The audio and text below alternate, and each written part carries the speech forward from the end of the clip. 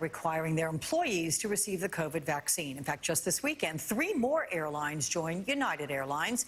This comes after President Biden announced that employees of government contractors will be required to be vaccinated with only very limited exceptions. So joining me now is Sara Nelson, president of the Association of Flight Attendants, CWA. Sara, good to see you. I was talking about you actually in our friendship on a flight with a flight attendant on a JetBlue flight recently. So just there you go. They were kind of impressed, so I was showing off.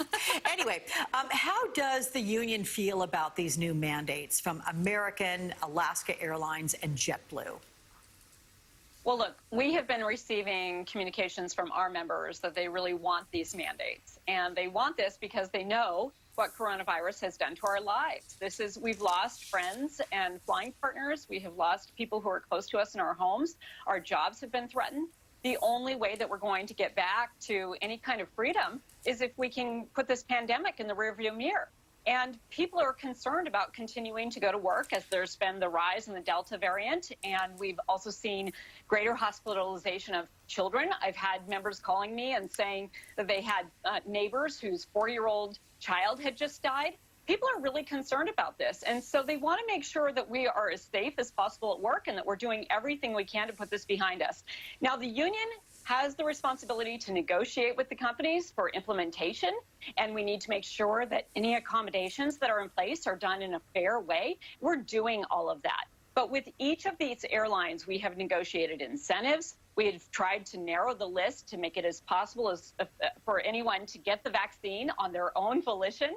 But what we're finding is that when the mandates go in place, people are saying, okay, yes, I understand I need to do it. Let me just upload my card, or I got my first shot. Let me get through this. And that's really what we're finding. So if we're going to get through this pandemic, President Biden has got it right. We've got to have these employer vaccine mandates. Okay, and that all makes sense. And I have to question as to why it's taken this long for those people to say, okay, we have a deadline now, we have to do this and jump to it. That said, when you think of unions, you think about unions protecting jobs. Have you gotten pushback? Have you gotten angry responses from those from, say, United who have been fired because they're like, hey, you're supposed to protect my job?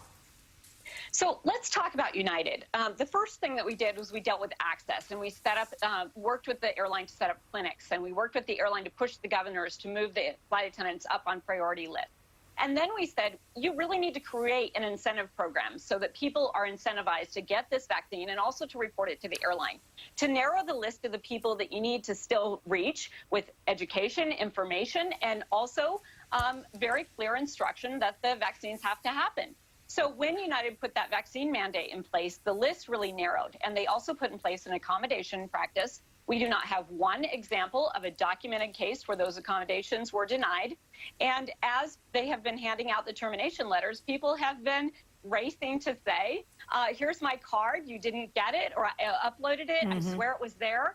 And so we don't have a complaint yet of anyone who is saying, I just don't want to do this. That's not what people are saying. They are pushed to make a decision, they're making a final decision, and they're getting it done. How about more time? Can that be part of the negotiating factors, give people a little more time to get it done? We are working with the airlines on that. And so with United, as an example, they don't really want to terminate people. They want people to get vaccinated.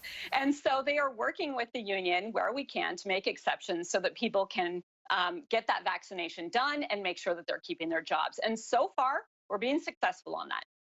How many people are close to being fired? I mean, how many are not vaccinated among those that are at risk?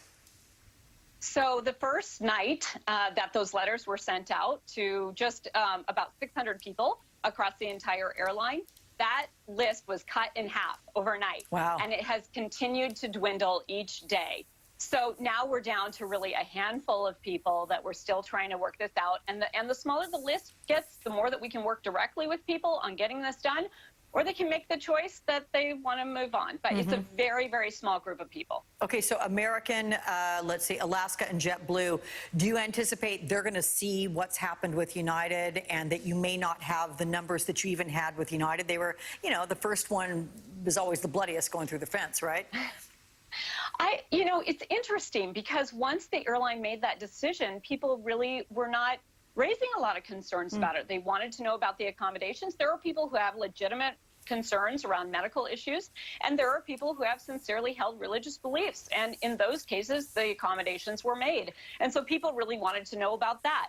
But otherwise, people wanted to know, what do I need to do to get straight with my airline to continue to be able to work here? I want to make one note here, Alex. You know, vaccine mandates are as old as the revolutionary spirit of our country. Right. George Washington put vaccine mandates in place, and it may be the reason that we won the Revolutionary War 100%. and even have this country today. So, you know, when we're really clear with people, what we're finding is that there's not pushback. They just want to know what the rules are. They want to know how to comply, and they want to know how they can get an exception if they need one. Okay. All sounds good. And let me just tell you that one flight attendant I was talking with on JetBlue thinks the world of you. She's like, oh, my God, she's great. I'll give you a name later. Oh, I love them. Thank you so much. Thanks, Alex. Okay, Thanks for Sara playing. Nelson, thank you. So before Arizona Senator